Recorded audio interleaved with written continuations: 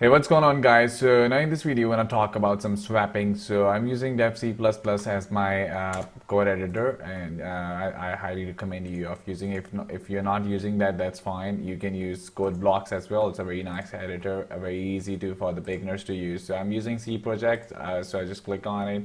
So wherever you want to save, so I just name that to be swap. Right, so just saves that. Now we have a very basic structure for the C language. So what I'm going to do is to create three variables with the first with the name of temp. Right, now when I initialize some values, I give the value A to be 4 and the B value to be 5. Now in order to swapping means that if I want to initially 5 is stored in the value B and 4 is stored in the value A. So in order to swap that A gets the value of 5 and B gets the value of 4. So what I'm going to need to do, why I have created another variable with the name of temp, that what actually do that temp actually saves the value of B. That means that if I just comment that, means that temp now has the value of 5, yeah. Temp has the value of 5 now, and if I put here B equal to A, that means that now B has the value, A has the value of 4. Now B is stored in 4, right? Now that means that the B is now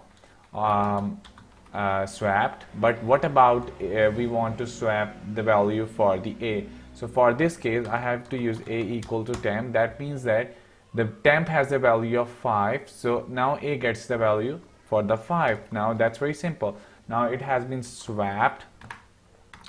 So now in order to see our output, I simply use printf and set that to be swap values are, and A equal to %d, whatever the value, B equal to %d, whatever the value for the B, and A comma B. And in order to see our output, just need to compile that out, and yeah, it's for the main, and there we see, yeah, that's fine. Now A has the value to be 5 and B has the value to be 4. So I hope you guys understand this swapping and the reason for making this video. So in the next video we want to talk about some algorithm, which is the bubble sort.